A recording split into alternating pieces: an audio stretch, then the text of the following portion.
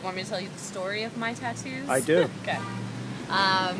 So my left arm is pretty much a dedication to my grandfather. I have this one up here, which is a line drawing of him.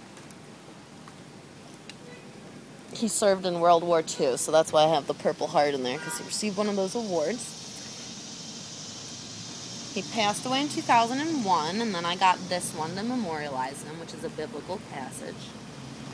Do you know it by heart?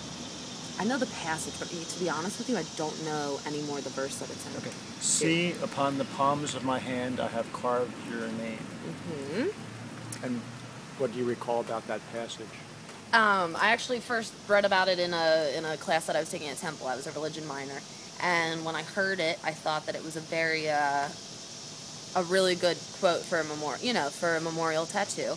And I sort of have always moderately considered adding more to my arm, like more pictures of my grandfather. He did a lot of stained glass work when he was still alive, so I have a lot of that left. So I wanted to have some of those pictures maybe added, and so a lot of my tattoos, I'd say, aside from these ones, are not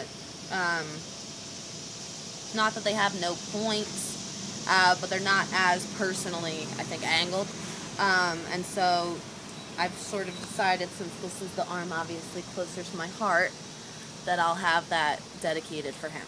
What was your relationship with him that you would make a permanent... He was wonderful. Yeah, he was born in 1907. His name was Albert Furman Jensen.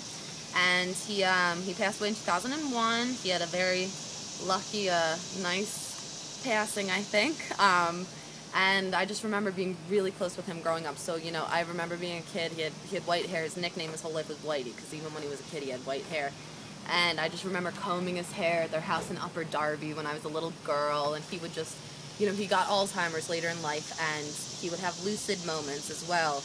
And so he always knew who I was, and even when he was Alzheimer's ridden, I remember one day at their house I tried to microwave a thing of peanut butter, and it had the wrapper on it still. It burst into flames in their microwave, and my 89-year-old grandfather at the time sprinted through the house to get to the kitchen to put it out. So, I just have all these very sort of distinct memories of him, and have, all really positive ones, and sort of, even though it's been a while, I was 12, I guess, when I was 11 or 12 when he passed away, and now I'm 25, but I still think about him all the time. Thanks.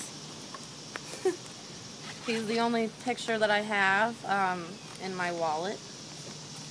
Picture of my grandfather. Oh, nice. And this is always the one that I've considered getting, like, a portrait of him. And so... Tattooed? Yeah.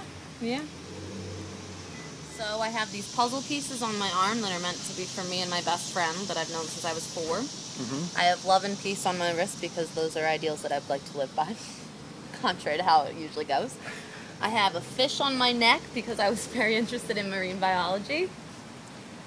And then my back, which you won't really be able to see, but I have wings on my back and a William Blake quote in between them that says, "Those who restrain desire do so because theirs is weak enough to be restrained," which is a quote from his piece, The Marriage of Heaven and Hell.